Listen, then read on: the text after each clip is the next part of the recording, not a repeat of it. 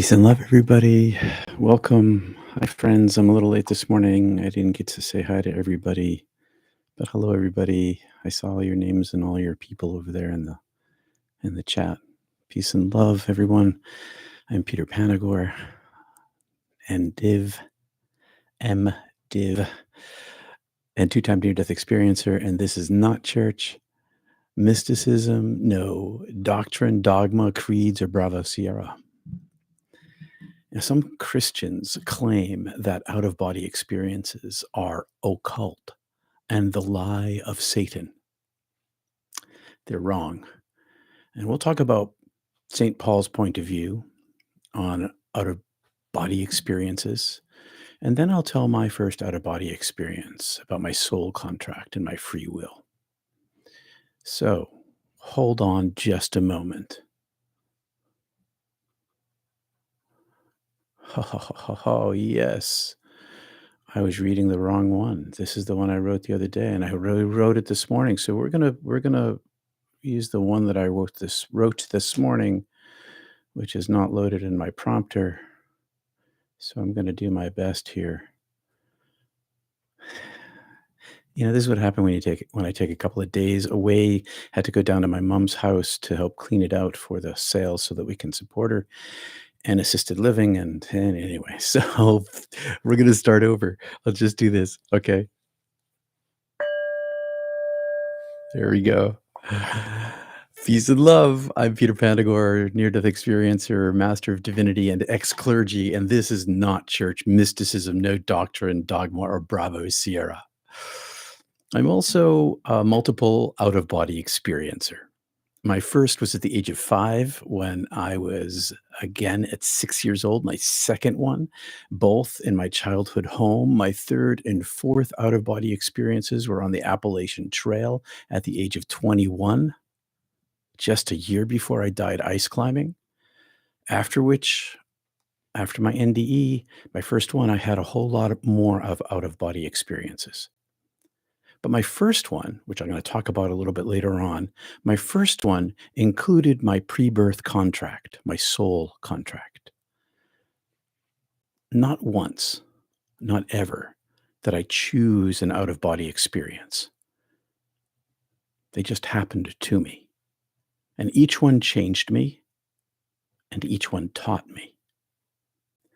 Now, many Christians claim that the out-of-body experience, it's a thing of the occult, a lie of Satan, forbidden magic, and deception of demons. Now, there are two types of OEBs, out-of-body experiences. There's the involuntary, as mine have been. My guardian angel keeps me safe, takes me where I need to go, shows me what I need to see.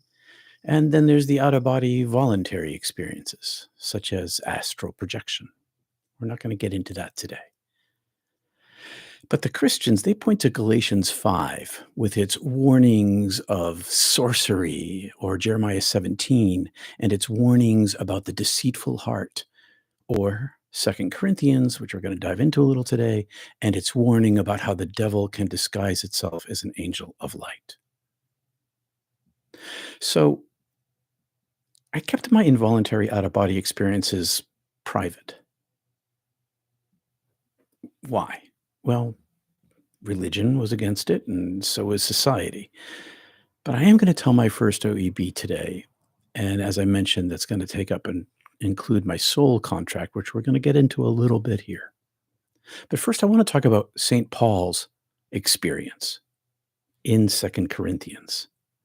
And I'm going to move this teleprompter thing out of the way here because it's kind of blocking my screen now that I don't need it. Loaded up the wrong one. So let's get to Paul this morning. This is what he says in 2 Corinthians. This boasting will do no good, but I must go on. I will reluctantly talk about visions and revelations from the Lord. I was caught up to the third heaven 14 years ago. Whether I was in my body or out of my body, I don't know. Only God knows. Yes, only God knows whether I was outside my body. But I do know that I was caught up to a paradise and heard things so astounding that they cannot be expressed in words.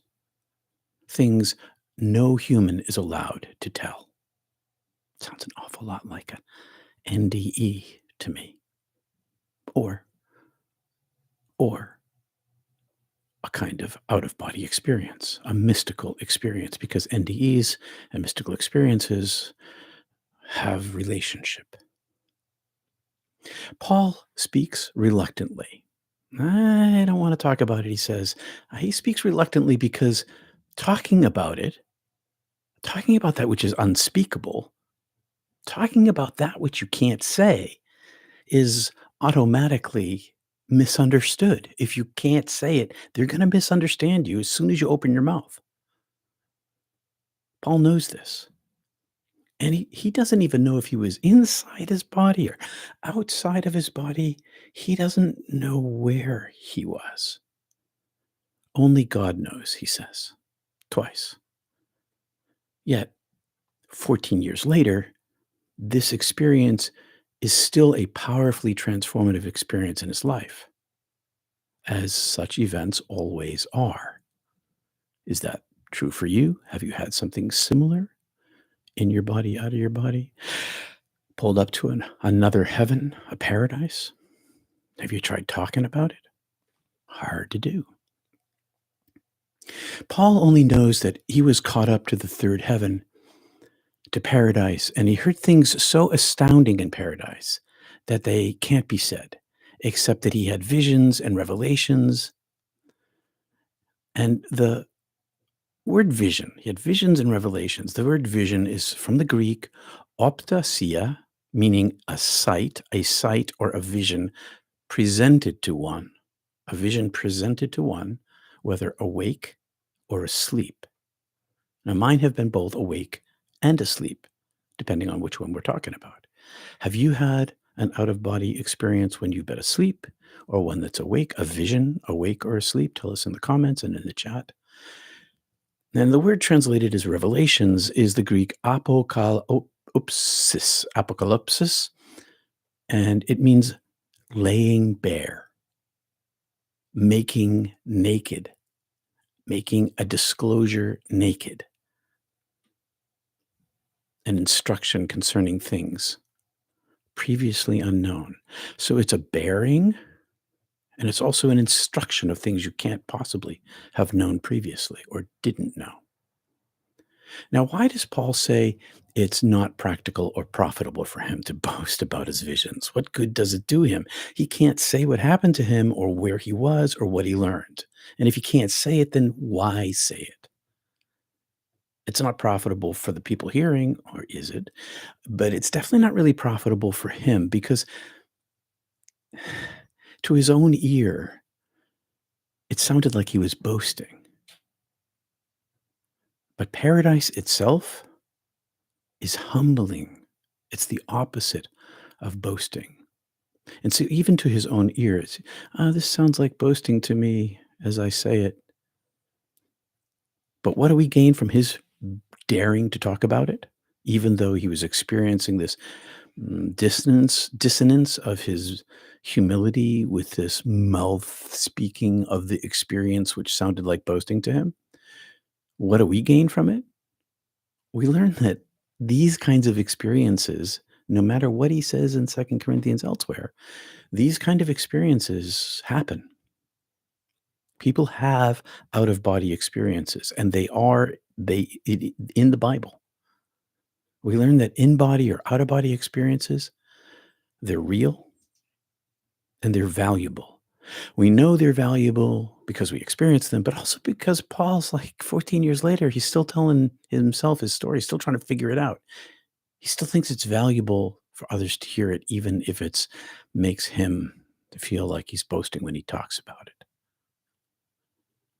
He doesn't want to elevate himself.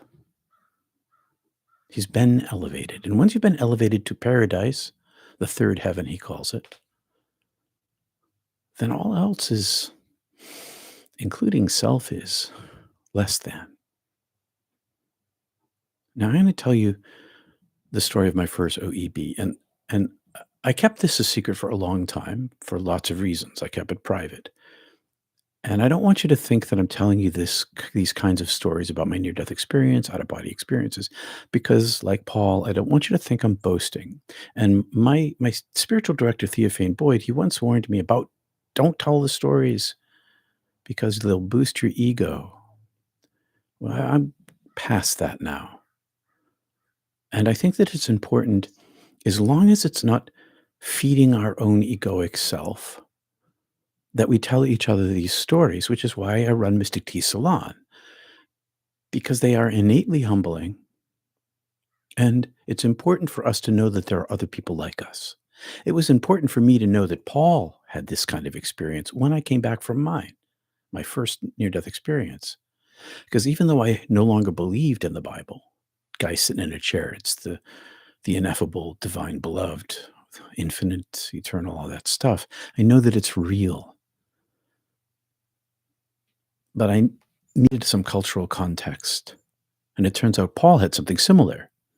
So let me tell you what happened to me when I was 5. And I think that there are some people, and I don't, and this is where it gets kind of struggly, because I don't want you to think that this is a brag, because or a boast, because it's the opposite of that. It's actually rather alienating to everybody around me. Not because they're alienated by knowing this about me, although sometimes it feels that way, but because these kinds of experiences make one different than people near you. So it's isolating in and of itself. And there's risk about talking about these things, social risk, religious risk. When I was in the church, I could never talk about these things, especially if my evangelical neighbors, preachers, found out that I was talking about out of body experiences, deceived by the devil. I was already being attacked by as being deceived by the devil, and even they didn't even know that I'd had a near death experience, let alone these kinds of out of body experiences. So I'm going to tell you my first story. And I do think that there are people who are born this way, and maybe it's a brain thing. There's some DNA thing that allows the higher self to be able to interact with the physical body. There's maybe something in the brain that does that. And I hope that science finds that someday, because all of us, because the fundamental bottom line for those of us who have had out of body experiences of any kind is that we know a naked truth that consciousness doesn't arise in the brain. When you've been outside of yourself, especially if that snip, snip white cord or silver cord, or the connection to the body has been cut as a near death experience. But also, even if you've just been out of your body in an out of body experience, you know that this is, you know, the naked truth that your physical body isn't you. So, when I was 5 years old, I was going to kindergarten class, half day in my city.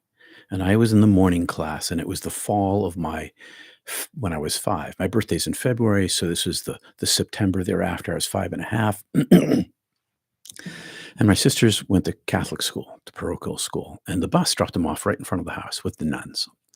And they wore their cute little skirts and little outfits, tops and white tops.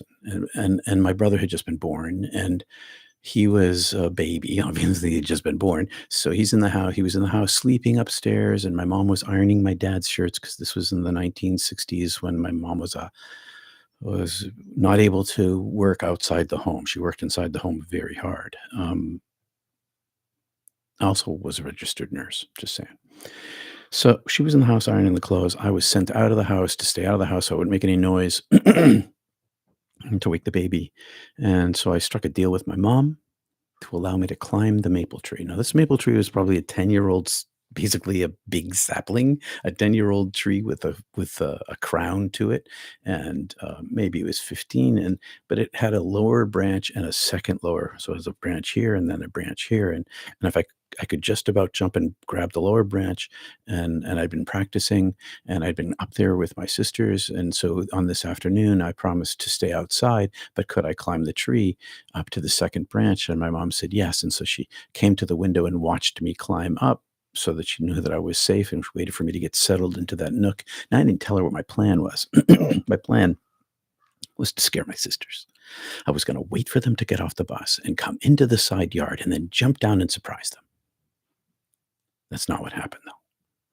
So sitting in this branch, and it's September, and it's a sugar maple tree, and so if you know what sugar maple leaves look like, they look like the Canadian flag, but they're green in season, but they're two-tone. There's 2 colors of green, and there's a darker color on the top, especially, by September, and a lighter color on the bottom, and there was a breeze blowing that day, and so I was sitting up in this tree, and there was 1,000 leaves around me, and they're all flipping in the breeze, one side to the other side, kinda doing this sort of thing, and I was watching them, and as I watched them, I got mesmerized.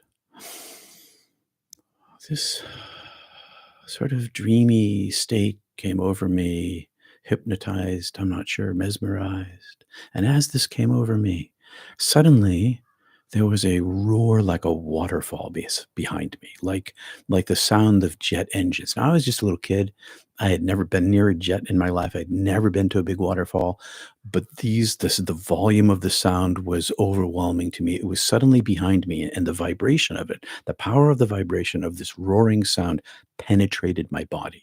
It penetrated me. It was right up next to my back, and it penetrated my body. And in an instant, it swooped me up out of myself and carried me up. Call it the white cord, call it the silver cord, call it the tunnel, up this cable, and I was carried inside of this being, and right up this cable. And I could see 2 directions. I could see the little boy in the tree, sitting in the nook of the tree. And I could also see upward, because I was being carried upward. And as I was being carried upward, I watched the little boy, and then I could still see the boy, but then there was the tree. So I had this vision. I could zoom in on the boy, but I could also see the tree and the yard and the houses of the neighborhood, and then the state I was living in, and then it's like the curvature of the earth. And I looked up, and there was the atmospheric edge. And when we get to the atmospheric edge, I was 5 years old. This is describing what happened to me with adult language. And the as I looked at this edge where the stars should have been, there was darkness, and I popped into this darkness inside of this angelic form. And this angelic form didn't have wings and a little cherub face. It was an orb of consciousness, and it was a bubble, a bubble of energy. And I was I had a physical form, but I was my light body. I had no molecules. My molecules were down in the tree, and I could still see down the elevator shaft to the boy in the tree, but he wasn't me. He was connected to me. I could see that I was connected to him, but I knew that I was pre-existent to him, and that my higher self, and I had the shape of a human being, a shape of a boy. It was boy shaped, and I was made of light, like photons of light in this shape. But I was inside of this bubble, and this bubble was like a big transparent room in this much vaster void, this darkness. And this darkness extended out into infinity. And as I was inside of this entity, I wasn't afraid. I was in wonderment at what was going on. And then the bubble split open. And as the bubble split open, I was sucked out of the angelic being and into this dark void. And maintained my shape and form, but I was floating in infinity. I was floated in this comfort space, in this wellness space. I was completely unafraid. And then I was put back inside the angelic being. I was kind of poured back in. And I should also tell you that um, there was this point at which, when I was being carried up, that the roar was not only inside of me and inside of the angelic being. This roar was the the infinity itself. So this angelic being had this capacity to be, again, superpositioned. It was in 2 places at once. It was this reduction, this smaller angelic form, which was super powerful, but it was also making the voice of the infinite. I should have mentioned that a couple minutes ago. Back to the story where I was. So there was this, I got pushed back inside this orb. I'm in the void, and I'm back inside the orb. I'd just been outside, kind of like in space. There were no stars. There was just infinite comfort. And so I'm poured back into this angelic bubble, and and and in behind me pours the void. So the void pours inside this angelic bubble, and there becomes a sort of barrier between me and it. And when I was a kid, I conceived it as like a the candy counter at the local store down the street. It was like a counter sort of thing, so like a barrier between me and this divine that was pouring in. Now I'm thinking of it as like a force shield. There was a separation between me and the infinite, but the infinite reduced itself and came into this sphere with me, this angelic being, and then this infinite. And it was also, there was permeability here. It wasn't a force shield like in Star Trek where you can't shoot through it with a phaser. There was a permeability because it was still speaking to me, and it was still showing me. And as it was inside of this form, this bubble, it was shift shaping. It changed a color, a million different colors. It changed to a million different forms, and all in this flow of rapidity, really fast flow, and it was always changing shape, and it was these 10,000 things and these all these different colors and forms, and it was speaking to me without a voice, soundless data. And what it said to me, and here's the soul contract part, and what it said to me was, "Remember yourself." And I did. This is me. Remember, you work for me. Oh, yeah, I thought to myself, I have a soul contract, is a way to say it. I have a pre birth contract, is another way to say it. I had a deal. I made a deal with the divine before I was born. And in this deal, I agreed that I would work only for the divine. You work for me, the voice says. And I'm like, oh, yeah, that's right. I did agree to that. And as soon as I think, oh, yeah, that's right. I did agree to that. I work for you. Boom, I go down. The bubble collapses.